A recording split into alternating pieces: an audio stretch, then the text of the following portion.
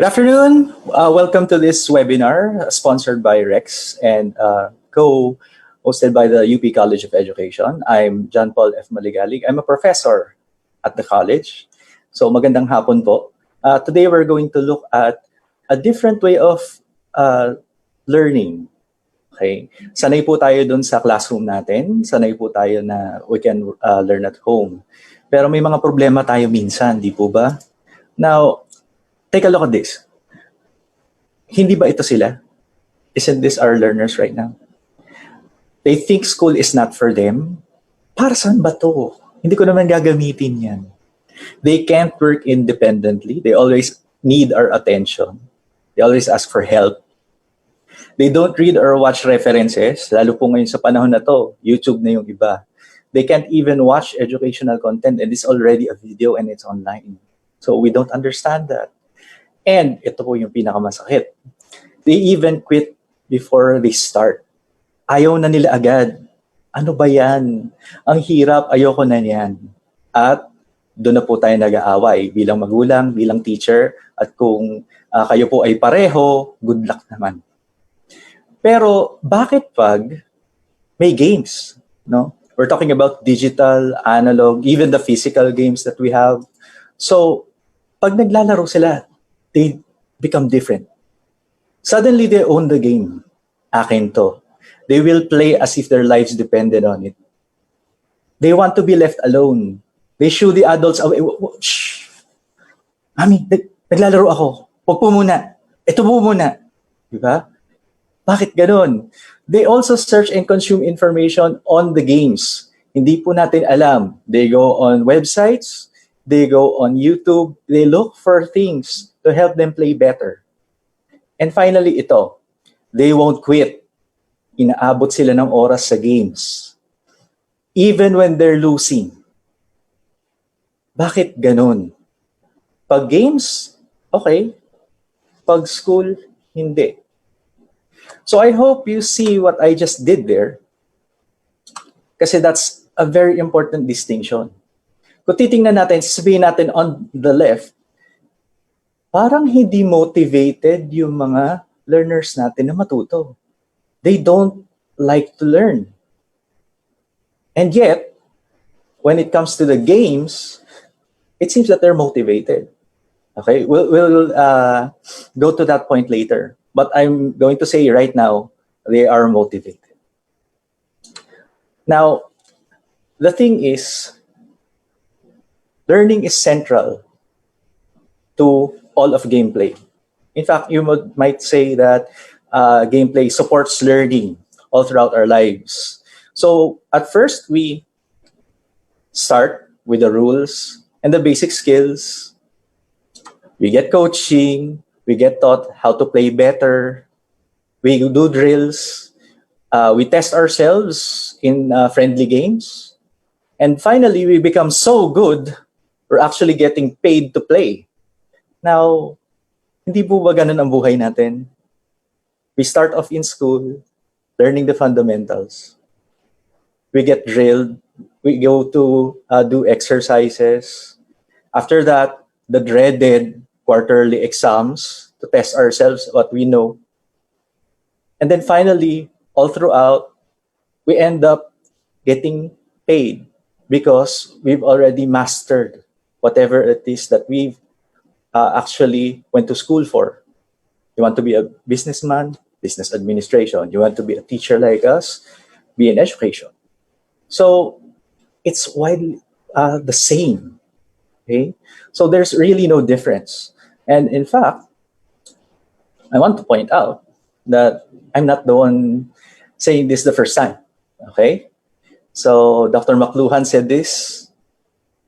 Anyone who tries to make a distinction between education and entertainment doesn't know the first thing about either. Okay? So what we're going to do today is we're going to take a look at how we can use the thinking and systems of games to support our learners in their homes today. So I have a suggestion. For those of you who are teachers, stay tuned. For those of you who are parents, stay tuned. But I do suggest that if you have little ones at home, invite them over and ask them to listen in on this talk. Then have a discussion afterwards. Yeah? May assignment na kayo. So first things first, I do research on game-based learning. And from what I would suggest to you, during these times, don't think about game-based learning. Okay? You'll have to design entire learning systems around games, and that's going to be difficult, very time-consuming. And you'll need the experience to do it. Wag po yan. Okay? Masyado mahirap yan. We can go for gamification of learning. That's the use of game systems and mechanics to support learning. That's something like what we want to do. Pero ang problema po, gamification is based on rewards. Now, rewards are what we call an extrinsic motivation. You give them to the person who's learning. Okay? Now, the problem with that is when the rewards dry up, tigil na rin. Okay? Ay, wala nang treats pag ginawa ko to, so hindi ko na gagawin. Okay? What we have right now is, happily, a good medium. Okay? So what we have here is what we call gameful learning. Okay? Gameful learning, according to Fishman, takes the best aspects of gaming and applies them to the learning environment with a high priority in engagement. That's what we're here for. Okay? We're going to take the best aspects of games and apply them to our classes so that our learners will be engaged. They will be focusing, they will be concentrating, just as if they were just playing a game. Now, I'm not the expert on motivation. Okay? I was taught by some of the best professors in the country when it comes to educational psychology. So shout out to all of you. Some of them are my colleagues. I'm not going to talk about motivation theories. That's not my place. Okay? I'm just going to touch on them briefly because what I do know is that when I'm playing a game of civilization, I end up oftentimes, I end up seeing the sun. And the last time I saw the sun was yesterday. So, why? Why am I motivated to play? So, this actually is a combination of motivation and game design and thinking. So, let's take a look at how gameful learning works in terms of the psychology of it. Let's first talk about self-determination theory. Okay? So we talked about intrinsic and extrinsic motivation earlier. So pag extrinsic, sa labas, galing sa labas, binibigay natin sa learner. Intrinsic motivation is sa loob, self. Siya mismo drives. Gusto ko to. Okay? I'm going to do this whether you like it or not. Ito ang gusto kong mangyari. And that's what we want for our learners in homes today. So, DC and Ryan and DC, paiba-iba po sa literature, say that self-determination theory supports actually three psychological needs. The first is the need for competence. We have to have a control of what happens. Di po ba? Medyo na-anxious po tayo ngayon sa panahon ng pandemya kasi hindi natin alam kung ano mangyayari. Okay? So, competence is that. It's also a mastery of something. You have to be good at something for you to be self-determined. Next is relatedness or belongingness. So we interact and connect for the sake of others, not just ourselves. Okay? So I connect with you now because I think I have something to share. Later on, you'll have questions for me. You'll connect with me because you also have your own needs. But basically, what happens here is the exchange actually gives us more self-determination to know more about these particular topics. That's why you're attending webinars, di ba? The last need is autonomy or agency over one's life. I'm not going to do something if it's going to be just for nothing at all. There has to be an effect on my life, and I want to take control of it. So self-determination is powered by intrinsic motivation to satisfy all these three needs. Okay? Good pa so far? Sige. Let's proceed. Now, I'm going to have a bonus lesson for you right now. before we go talk about flow, take a look at flow theory's proponent's name.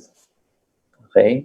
So, bonus lesson number 1, I'm going to show you how to pronounce that name. Okay? Maligalig is easier. Okay? So, take any hand. Okay? Touch this. Cheek. Nose. What's the nose? Scent. Okay? Use it for spelling. Scent. Go down. Me. And then just wave. Okay? So, cheek sent me hi. Cheek sent me hi. Maligali. Let's make that clear. Okay. So, flow, according to Cheek sent me hi, is a state of full concentration and you are completely absorbed in an activity. Why? Because you enjoy the challenge. You actually are happier for doing something. Okay?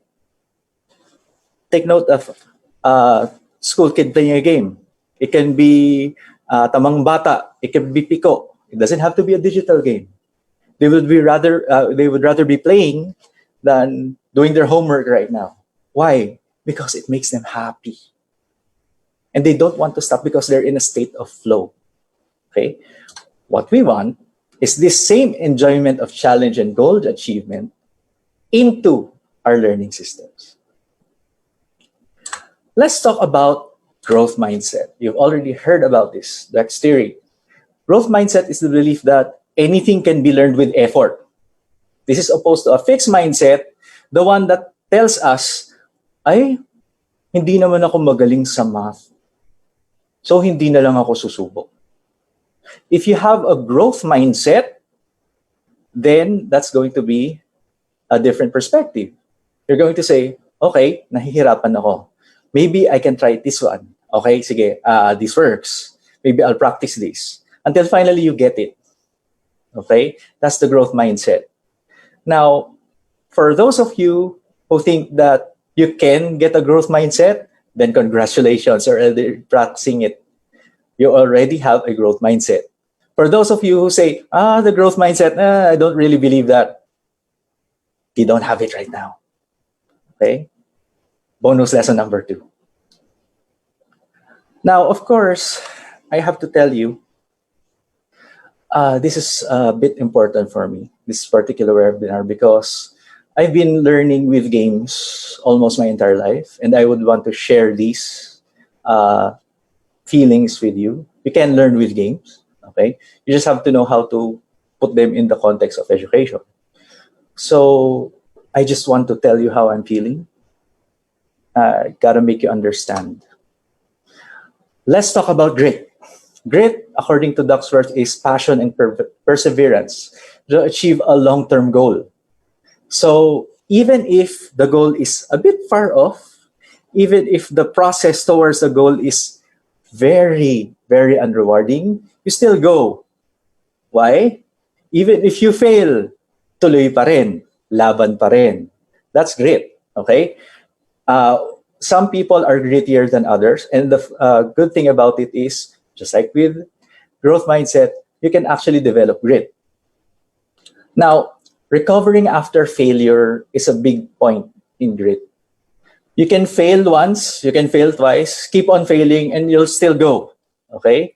The problem is sometimes in our schools, failure is the worst thing that can happen to you. And we get punished for failing.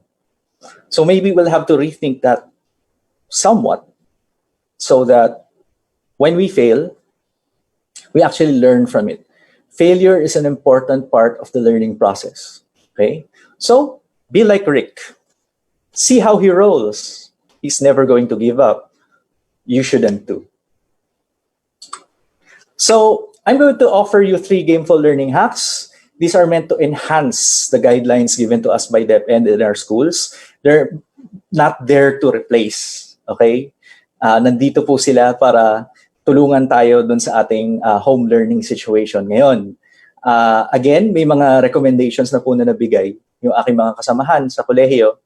And they're brilliant propositions. This is just another set that I'm giving so that you can actually use games or actually game thinking in designing your learning systems.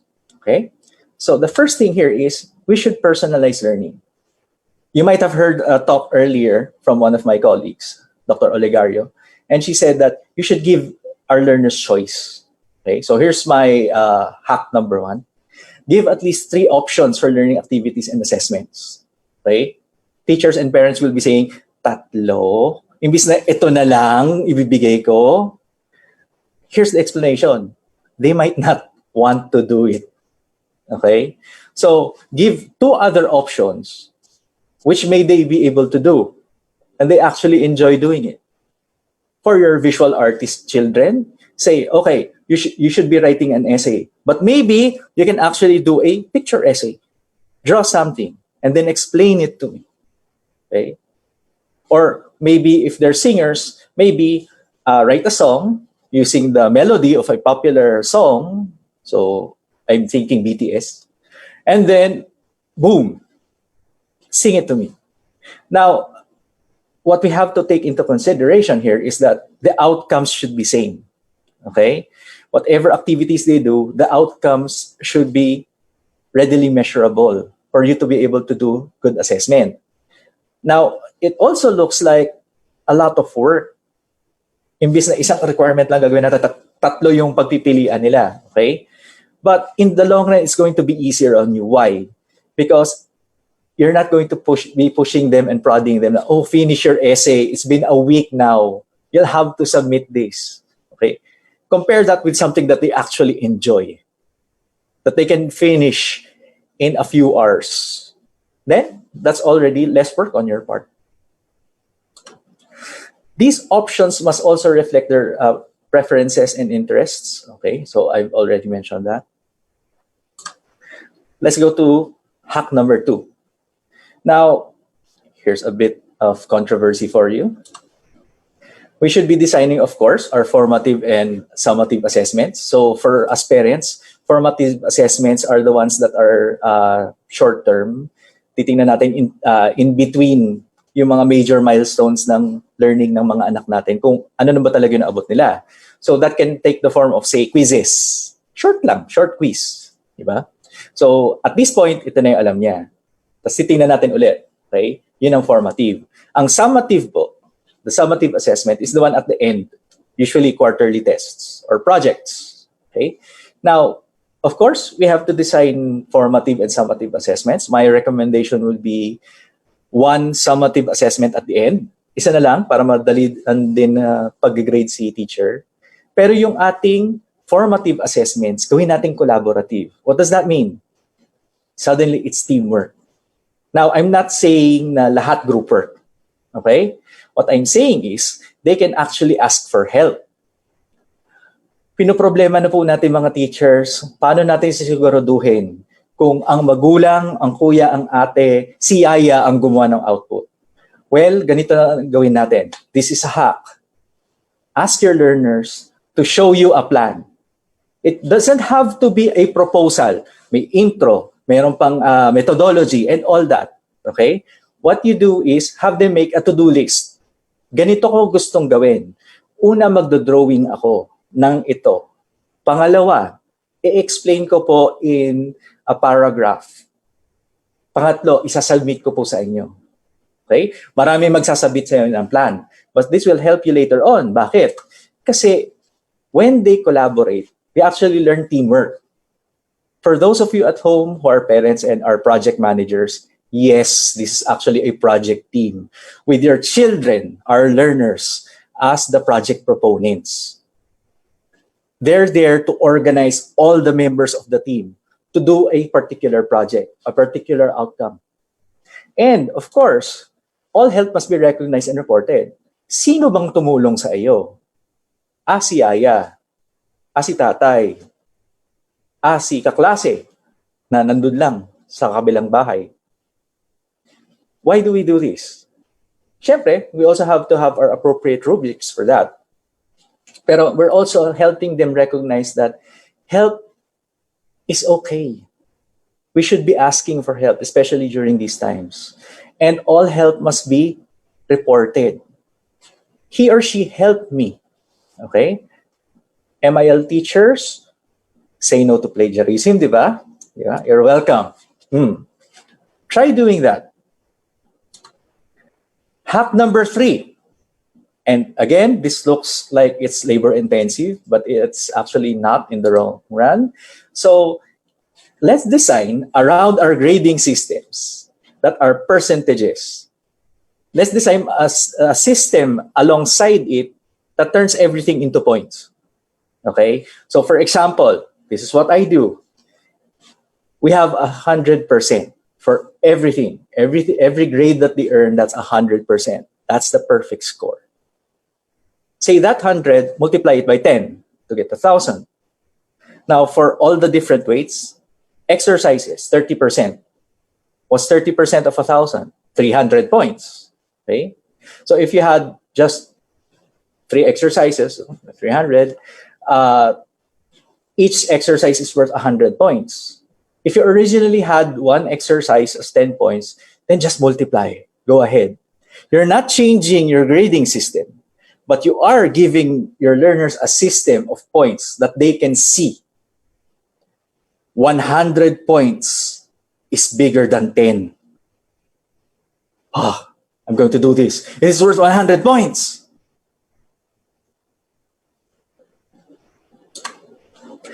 Let's show progress by leveling up. In certain games, we have what we call leveling up mechanics. So you start at level 1 without earning any points. These points are called experience points. And as you earn points, you reach the next level. So for example, at level 1, 0 points. The next level would be 100 points. So if your learners do something for 100 points, they've already reached level 2.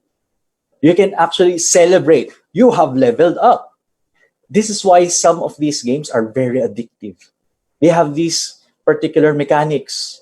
And there's the progression here. The issue with having our kids nowadays, they're very smart. They figured out our grading systems. Why? They know that if it's a percentage, there's a perfect score. And every activity that they're doing is just this justification for us to remove points from them, which is quite the opposite from what they have in games. Anything you do, even if you fail at it, earns you a point out of 10. That's still progress. They've still learned something, and you already recognize that they learned something. What's 1 point? What's that for? Isn't that just for participation? No, that's for figuring out that this is the wrong way to do things. Now, in games also, we have what we call character sheets. These are sheets where the players have their in-game characters, their avatars, and all the different traits of their characters are found in the character sheets. You also have a self-tracking of points there. So this is how many experience points I've already earned. Oh, I'm 30 points away from level 5. So I have to do something to earn those 30 points so I can level up. We can also have that for our learners at home. So you already have your own grading system if you're a teacher, or maybe if you're a parent teacher, you have your own grading system, and you already have the point system for your learner. Let them keep track of the points. Okay? Now, one issue here is that the teachers will be saying, but they'll just cheat, they'll just add points. I did research on this. And what my group discussions actually revealed is that learners won't add points if they think the system is good. Let that sink in. Our kids cheat at their grades because they don't think it's fair. It's not fair in their eyes. So maybe by showing them something, and by the way, this is a point system that exists alongside with your existing grading system. You're not changing anything, just multiplying things. Maybe they'll see it as more fair because 10 points here is 100 points there. Let them keep their own tracking of points. So they're aware of how many points they need for the next level. Now, of course, this won't make any sense to you. So I'd like to report that I've been doing this for more than 10 years now.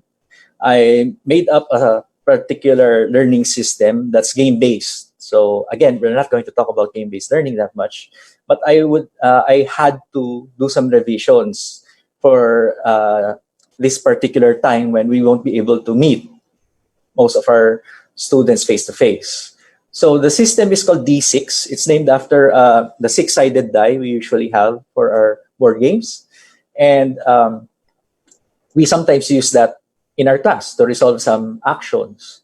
So this is the fourth edition, hence 4E, of this particular learning system. Now, that's a shout out to my former students and my good friend, Dr. Edmund Centeno, who's in the picture. Okay. So this system is actually based on Jenkins Multiplayer Classroom. So Henry Jenkins is a professor in the US, and he came up with a similar system. My system is heavily based on his, with a lot more modification for the Filipino classroom. Now, I'm going to use in the fourth edition teams of 5 for learners. They're going to form their own learning communities. They can collaborate amongst themselves, but they're also free to collaborate with other teams as long as they're reporting, they're giving credit to those other teams. Okay? Again, no to plagiarism. Now, we're going to do online learning. I know a lot of our students will be able to do online.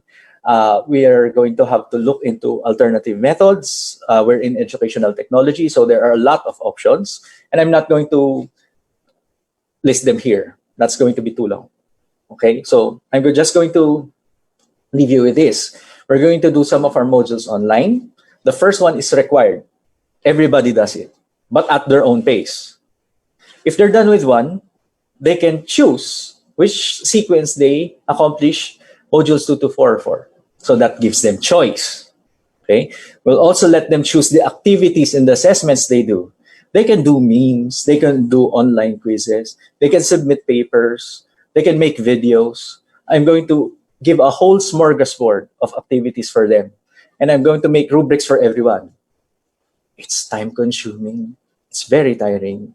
But when everything is in place and they're just giving you all of these materials, I swear, it's going to be easier. Grading will be almost that quick because you've already prepared. Lastly, I'm going to have a tracking system of points for learner feedback. Of course, with privacy issues nowadays, I'm going to look for a system where each learner has his or her own dashboard where they can keep track of their points. And also, if I can, I hope, I can also give them a means to plot out their whole semester. If they see the different modules, the different activities, they can actually plan right then and there what they're going to do, when they're going to do it. And they're going to be able to change those plans depending on their situation. Now, I'm going to have this. I'm going to have to modify some of this maybe later on, but here it is. These are all the different tasks that we'll be doing in my particular class. As you'll note, some of the terminologies come from video games. Okay. 8Wiz is a tweet quiz. That's something I learned from one of my colleagues before, where she would ask the students, what's your most significant learning for today? And just limit the particular response to 140 characters or less. And yes, 140 characters, because that's a tweet. 280 is not a tweet for me. Okay, so these are different activities that can earn points. Note that some of them are uncapped, meaning there's low limit. Usually we have percentage limits for recitation. Recitation, 10%. Okay, but some of my students are actually more participative in discussions than in their group work. So what I do is I give them some recognition for joining discussions because that's still participation. That's still wanting to learn. Maybe they're just introverts and they don't like group work that much.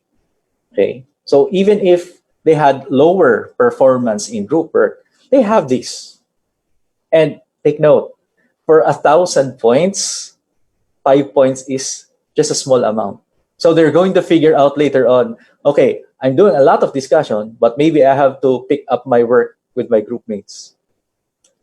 Here is the grading system.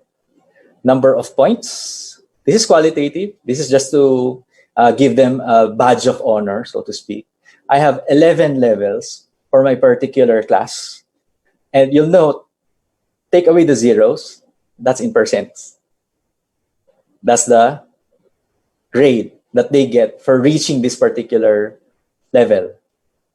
Now, you'll notice something here. We've already addressed self-determination. We've already addressed flow. We've already addressed a growth mindset in this particular learning system. But what about grit? Okay, grit is all about failure. And chances are they will fail at some of these assessments, especially they're new at this particular method of learning, distance, online. Okay, so what we have here is if you're playing games, you'll be familiar with the term one up. It's actually an extra life, okay, another try at a particular level. Okay, so when Super Mario touches an opponent, diba? You lose a life, but you already have others. Okay, so that's similar with your one ups. Per day, you can actually change a previously wrong answer, and you don't redo the assessment. What you do is, okay, sir, I'm going to use my one up. I answered this in this particular requirement. I would like to say that that's wrong because this and this, I should have answered this. That's it. Okay? They don't have to retake it. Okay? Why? Because that's how grit works. If you want them to retake the exam, they may make other mistakes somewhere else. So let's just let them identify where they got it wrong and then figure out a new answer for it. As you go up, you gain more one-ups per day. So it makes it easier for you to correct your mistakes if you've already done a lot of the work. Okay? Now, it's just past 2. I've taken up so much of your time already, and we're going to go through some questions later on. But I'd like to share with you some final thoughts. So the first one is gameful learning uses motivation for learner engagement. We're not necessarily having fun yet. Okay? We use gameful learning not for fun, according to Dr. Fishman, but fun emerges from the learning. They're getting so much correct. They're in flow. They're being gritty. Their self-determination is high. Okay? So when that just basically makes you feel better, then learning becomes fun. And isn't that what we want? For learning to be fun. The next thought would be, these hacks, again, should not be replacing the guidelines we already have. Take a look at how you can use them to enhance the different school guidelines. Every school will be different. Every home will be different. Your needs will be different. For those of you who have children who enjoy washing the dishes, why not have that as one of their intrinsic motivations? Okay, well, actually, it will be extrinsic if you offer it that way. But maybe you can design a system where it becomes intrinsic. Okay, take my hacks as a stepping stone for making your own. The important thing here is you want intrinsic motivation from within, not because you said so. My final thought for today. Existing learning systems can be modified to support gameful learning, as you saw in my particular learning system. it may have looked like it's complicated. It's for higher education. It's for college students and graduate students. Well, yeah, it is. But I hope you saw how I turned a system, modified it, and made it gameful for my own purposes. And what is my purpose? My purpose is for my learners to feel safe, for them to become, and for them to be motivated to do schoolwork because it's for them.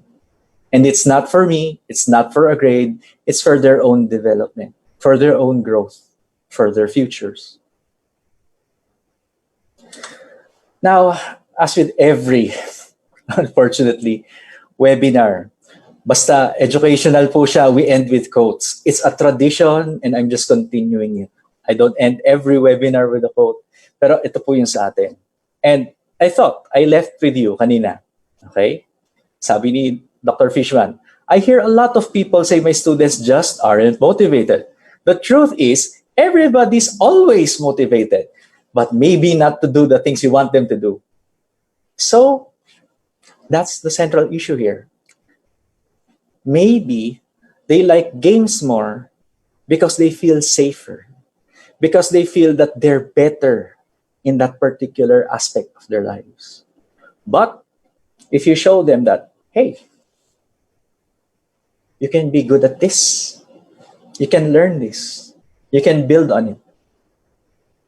And maybe they'll start to see that it's not that different.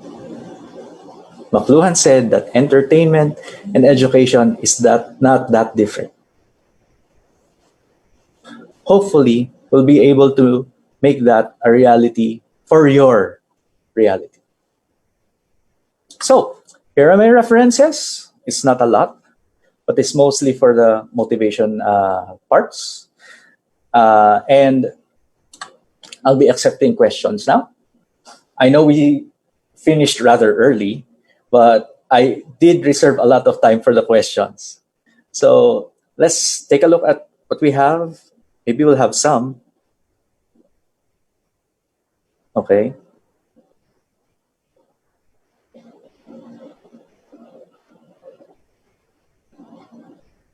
Okay, no questions.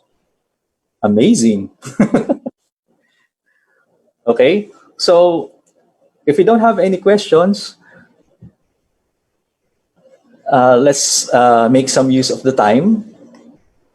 So a handout will be made available in the comments below later when this particular webinar is put up. Okay, and if you're making comments, it doesn't have to be a question. You can actually give me comments, and then we'll address them. Okay.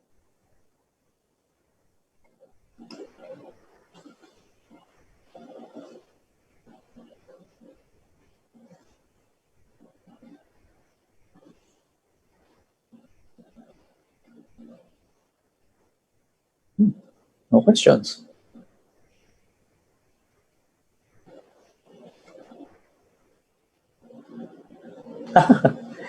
Okay, so no questions. So it's either I did my job and everybody understood, or nobody's watching.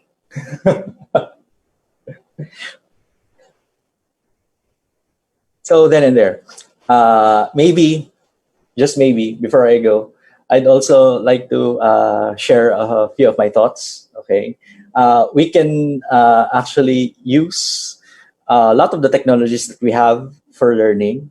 For my example, I will be using online SMS, that's text messages, phone calls, pagkailangan talaga, sir, ano pong problema? Okay, so phone a prof ang labas. Okay, and of course, are there any people here who still have fax machines? Baka pwede rin, di ba? So that can be an option for you. Oh, we have here a question. Okay. Are there standard rules in applying games in class? Okay, this is more of a game-based learning question, okay? So as I said, it takes a bit more time to design learning around games. Okay, so I'm guessing there's no standard in basic or even higher ed in the Philippines. We're just a few researchers. I was one of the few who started in the early 2000s. So I wouldn't know if there are actually other institutions who make it a point to standardize the use of games. But right now, I've been helping some of my colleagues. One of them is an astrophysics professor. Sorry, astrophysics. Uh, astrophysics, aerospace engineering professor in Davao. We created a particular learning system around three games, actually. So one is Mobile Legends, where the students will be doing problem sets and taking over the different lanes. If you're familiar with Mobile Legends, you understand. So for you to capture, your team should be able to do this problem set before the other teams. Okay. He also has a learning system for the old game Battle Realms. Okay, so it's similar, it's capturing, but it's more of a free form game, not a MOBA like Mobile Legends. And he has a system for another course that's strikingly similar to Dungeons and Dragons. So that's one of those tabletop games where you have the leveling up systems. Okay, so he's thinking that that's going to work for his aerospace engineering students. Okay, so that was from Mayan Tofredo. Thank you. Another question from Rhea Timple. Do we really have to learn some games to really connect with our kids? Okay, so Ma'am Rhea, I'm thinking you're a parent kasi I hear I hear the pain. Okay. Ganito po. Uh, you don't really have to learn the games. Okay? Yun yung trick doon. You don't have to learn the games themselves. What you do is you watch them play. Okay? You make every moment with them while they play a teachable moment. Uy, bakit mo ginawa yan? Ano nangyari? Uy, ang galing naman nun. Bakit ganon? Diba?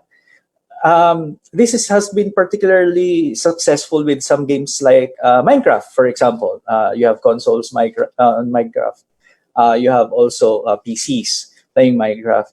But the idea is you don't have to play with them, just be with them. Diba? It's very rare for kids playing video games, especially, to include their parents in. Okay? Some of us are our particular age siguro. We grew up with games already. So it's a little bit more natural. So the reason why our kids actually show us away is because we're basically just uh, owning them and just beating them at the game. So, alis ka na daddy, say, magaling ka, ganon, okay? But the important thing here is you're sharing the experience with them, okay? Now, one of the things that we should be thinking about here is the time that they're playing, okay? So there are guidelines. The important thing here is that even if they were conforming to, say, an hour of gameplay a day, okay, maybe it would be best if you watched them. Diba? So you're able to explain some of the things that aren't clear in the game. If we're worried about games being too violent and all, okay, there's no research that says that games cause violence. But the research is saying that if a person is already violent, games actually make them worse because it's a practice ground for their violence. But what we do is we stay with them and make it a family thing. It may not interest you at first, but consider being interested in how your kids react in the games, because those are always teachable moments. Okay? So, thank you po. Ooh, more questions. Do games promote or distract the process of acquiring learning? What are ways in order to promote learners' knowledge? From Ms. Felmarie Manlunas. Okay? As I said earlier, if you take a look at what gameplay is all about, it's all about learning. Okay. Now, what's distracting is some games are actually designed to be really engaging, that it takes away all the cognitive powers, so to speak, of your learners. Instead of being able to focus on school, focus on their entertainment, all their energy is focused on the entertainment. So again, that's another advantage of uh, being there when kids, especially the smaller ones, play games. Okay, so it becomes a family thing. So you're able to control them and steer them when they're just about to be doing too much or they're already addicted. You're not going to know that unless you're there with them. Okay, and I know it's boring. I know you may have your own things to do while you work at home, but always look in on them from time to time. Okay, again, it doesn't have to be digital games po. For example, Monopoly was originally conceived as a learning game, but that's another story entirely. So I digress.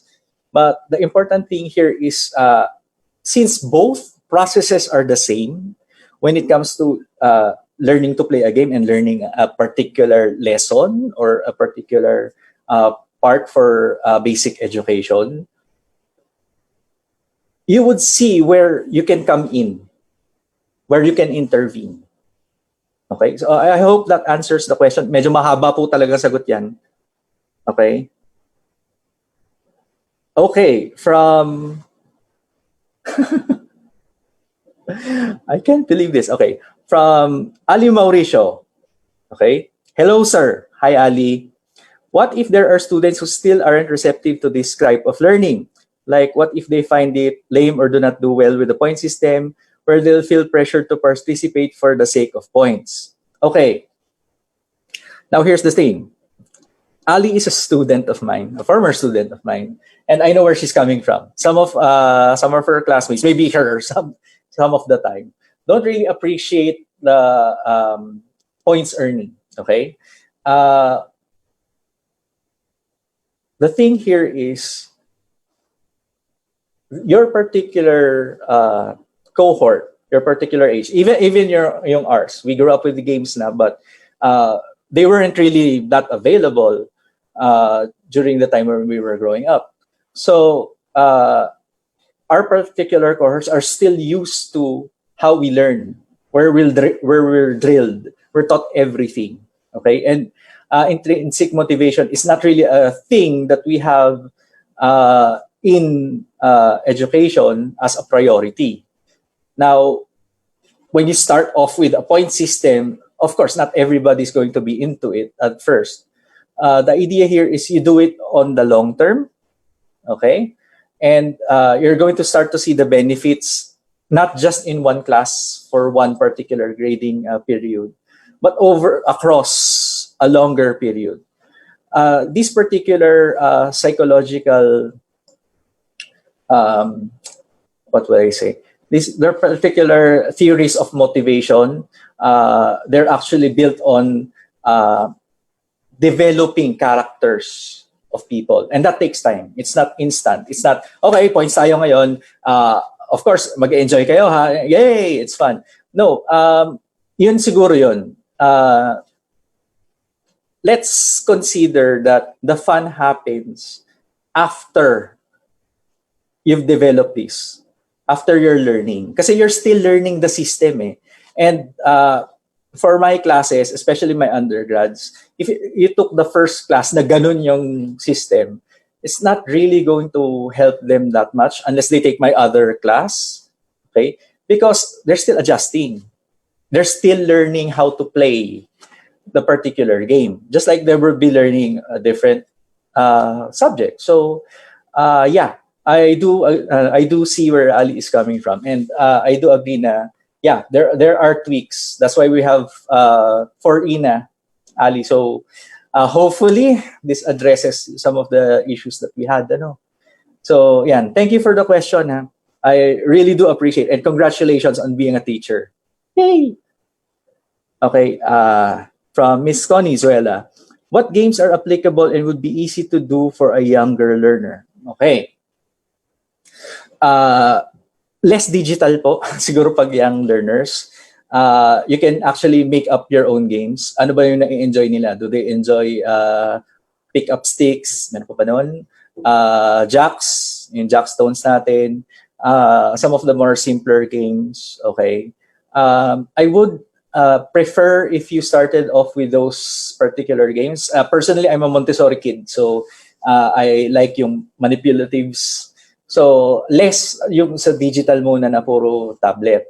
At saka ang isa pong issue dito is we have to define what is a young learner. Siguro K-2. There are digital games na educational na you can ask your kids to play. The thing here is a lot of the educational games are figured out by the learners na okay, this is for school. So I won't be enjoying this that much. So may ganun. So try to look for games where the subject is not the focus. The game is the focus and the subject is inside. For example, we have a game called Dragon Box. It's available on Android and iOS. It starts off with a simple premise: just get the dragon out of the box. Okay, and how do you do that? You eliminate different characters, you match them up, you put them to one side, you put them on the other side, and then eventually, what you'll find is that suddenly the icons are being replaced by letters. Then they have numbers, and suddenly you're doing algebra. Okay, so there are games like that. So my suggestion would be not too young. Start off with board games. Games that you can play, definitely, with your kids. Kayo yung referee, kayo yung magbabantay. Tapos, you're there to cheer them on, di ba? Don't berate them, wag. And then, later on siguro, you can progress. The problem here is, well, it's not really a problem.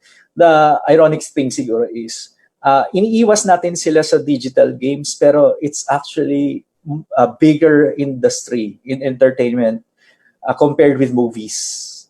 So mas malaki ang budgets nila, mas malaki ang distribution networks nila, supply chains. So it's inevitable they'll be able to access a digital game now or in the future.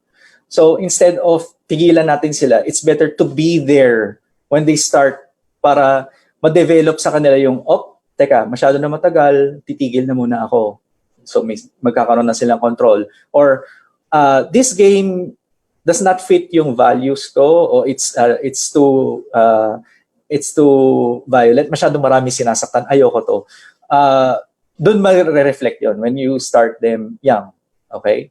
And don't forget, may age restrictions po ang games, especially in digital. Excuse me. So, tingnan po niyo yung age ratings. Usually, ESRB rating po yun from the States. May nakalagay 13, ganun. Yung mga more violent games, M+, so more than 18. So, tingnan niyo po yun. Okay? Para lang po ding, yung ating MTRCB para sa mga scene. Okay? Question from Mr. Miss Zion Astronomo.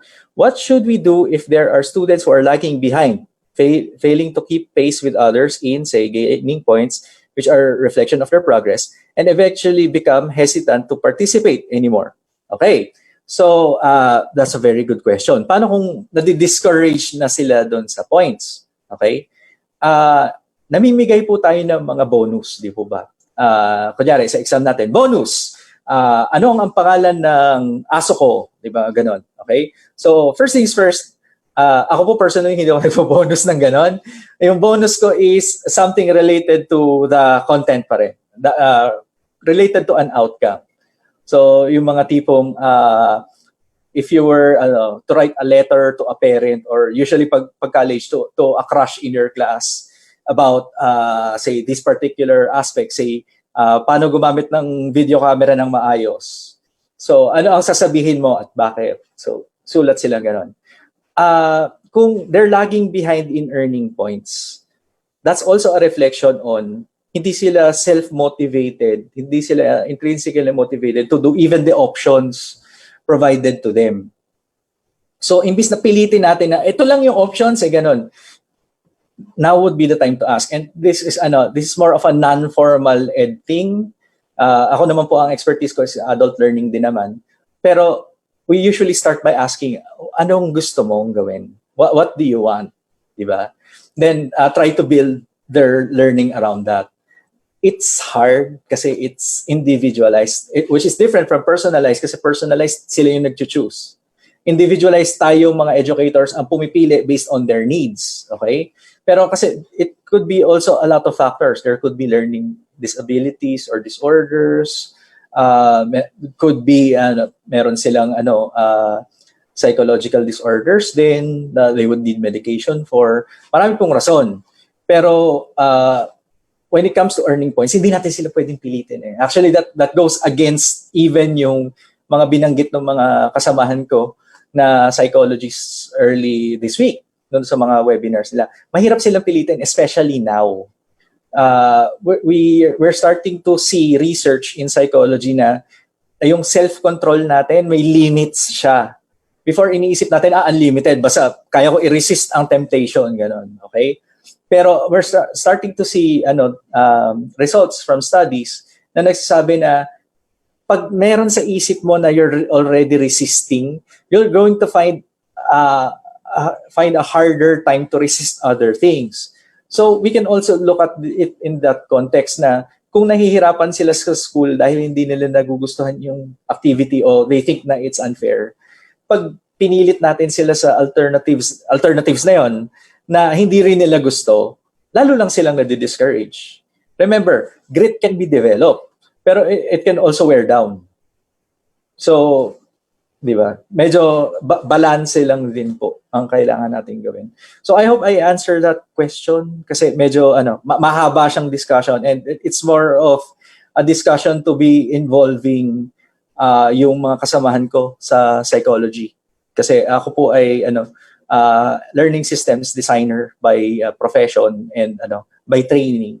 So I will leave yung intricacies na ganun with them kasi it's not my place really.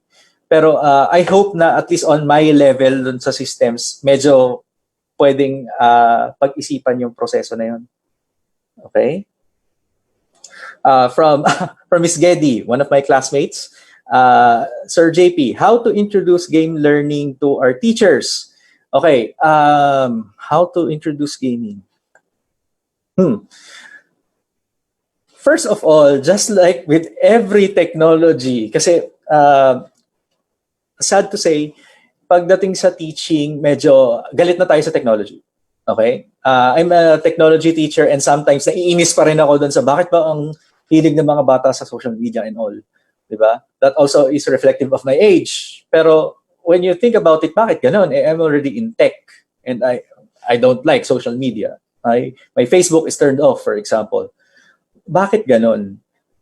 Simply because nakikita natin siya as a distraction rather than really being an aspect of our learners' lives. It's not like these kids suddenly just popped out into the world na, okay, sige, Facebook na sila, gano'n. Hindi gano'n naman, di ba?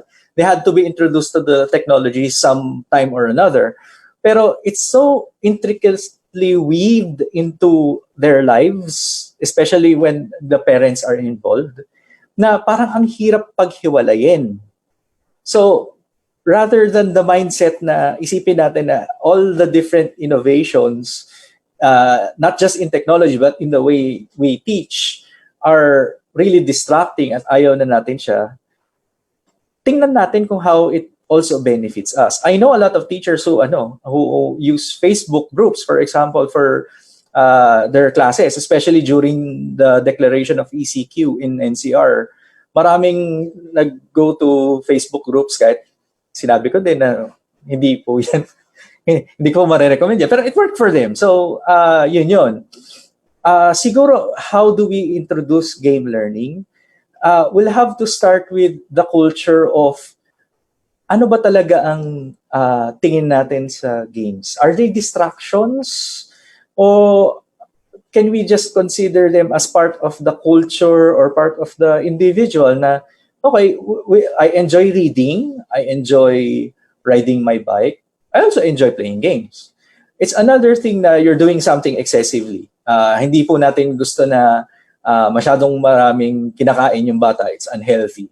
Hindi natin gusto na parati na lang siya nasa labas kasi baka magkasakit. Hindi rin po natin gusto na lagi siyang nakasa iPad o kaya sa PlayStation naglalaro. Anything in excess is bad, di ba?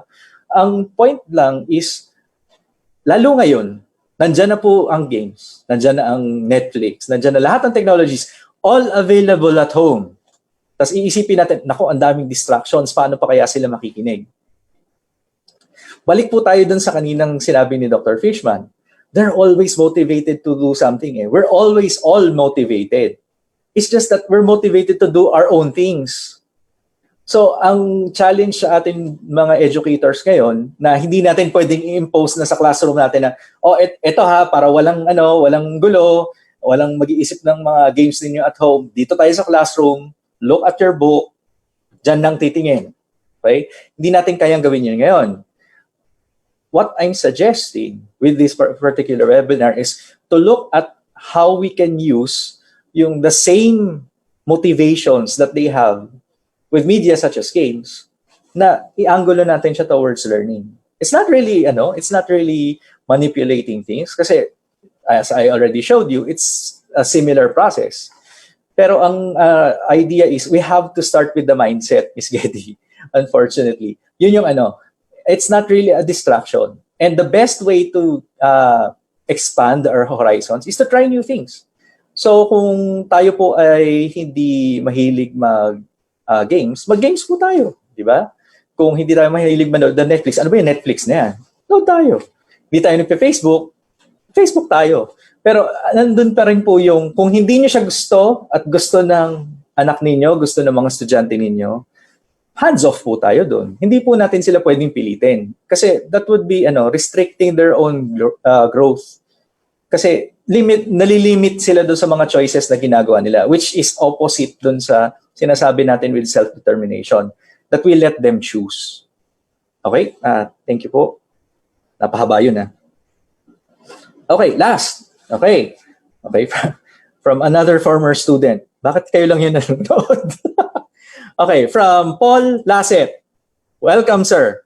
How do we have to know their gamer type, achiever, explorer, etc.? Nako, malaking issue to. Okay, before creating a gamified learning system. Okay. Lingit po sa kaalaman ng lahat, ang game-based learning, ang using games in education is a big thing now in educational technology. Malaki po siyang industriya sa US at sa Europe. Mayroon na rin sa Australia. In fact, there are several schools like Quest to Learn, I forgot the name, in New York na game-based learning silang lahat. Ang requirements nila, their students create games to show understanding of science, math, language, every subject under the sun. Okay? We are technically lagging behind, pero hindi ibig sabihin nun, huli tayo dun sa ideas. We do have our researchers here. Ang sinasabi po ng aking kasamahan na ngayon, na si Paul, is meron kasi kaming na-identify na types of gamers. Yung mga mahilig na, yung kunyari, yung explorers. Gusto nila yung buong game world na explore nila. So, ibig sabihin, ang game nila, kung you're familiar with the terminology, may achievements, gusto nila 100% yung lahat ng game. Okay? Meron din naman dyan na are there for the story, na gusto lang nila matapos yung kwento ng game, tapos di bali nang hindi siya 100%, pwedeng 80 lang, masaya na ako, tapos na ako doon. So maraming types of gamers. Ang tinutukoy po ni Paul ay, bago ba tayo mag-design, kailangan alam natin kung anong type ng games yung gamer, yung ating learner. Well, that's one particular philosophy na pwede nating i-ascribe.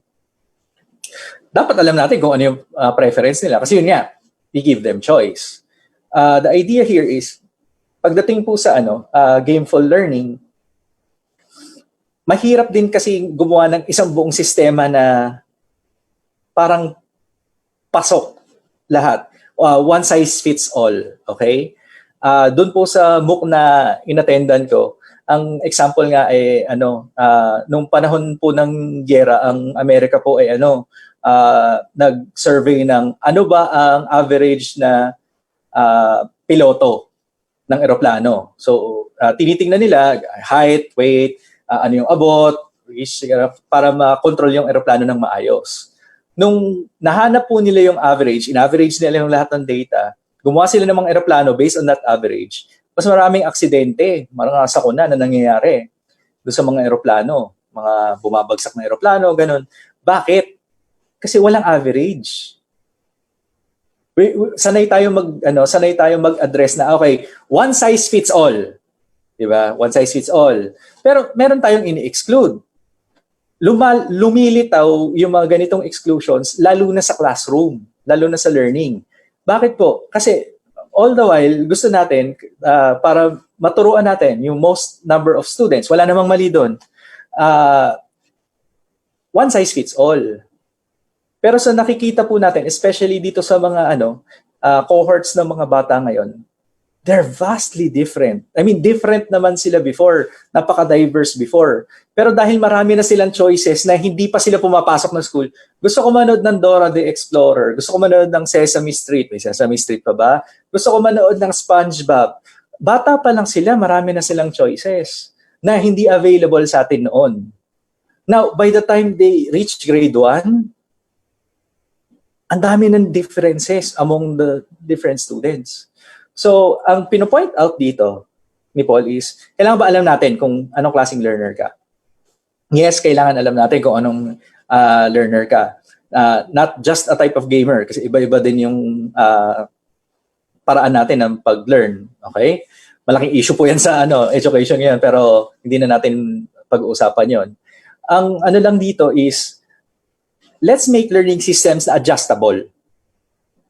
Kaya po natin binibigyan ng choice doon sa personalized learning. Kasi sila na yung mag-a-adjust.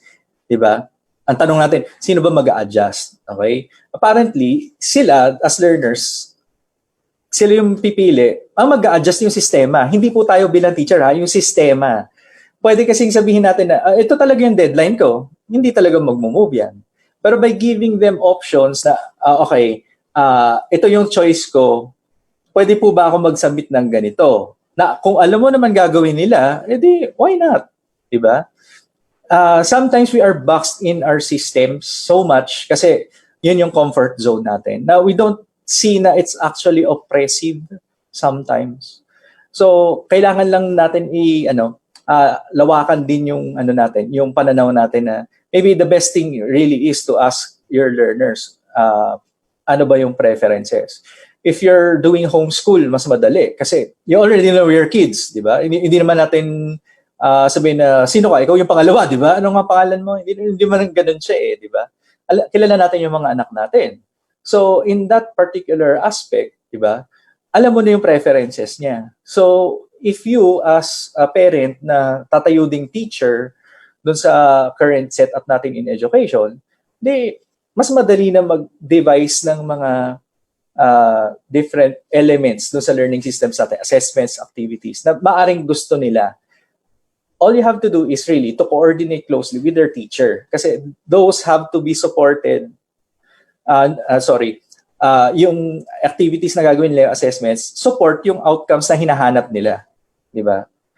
Para pong parang hindi nila masusukat yung inyong progress sa learning kung hindi po akma yung panukat ninyo. Di ba? Hindi naman po pwedeng pagtubig ang kailangan ninyo titingnan nyo gaano kalalim. Di ba? Titingnan niyo syempre kung ano yung volume niya. So, iba yung measurement. So, Paul, sorry, medyo humaba yung sagot sa iyo. Pero yes, importante na alam natin kung ano yung sa learners natin. Pero ang idea here is not to accommodate the system around yung learners. It's more on how to make the system adjustable for them so that they can manipulate it on their own. Okay? So, sige po. Sabi po dito sa akin ay wala na pong katanungan. Maraming salamat po sa inyong pakikinig. Thank you very much. And I hope you look forward to some of the other webinars that we have on this particular site. Again, yung ano po, yung inyong handouts, kunin nyo na lang po pag available na. It's not an exact 100% copy of my talk, pero at least hindi nyo na kailangan yung visuals at puro pictures lang na naman din ang pinakita ko. So maraming salamat po. Magandang hapon sa inyo lahat.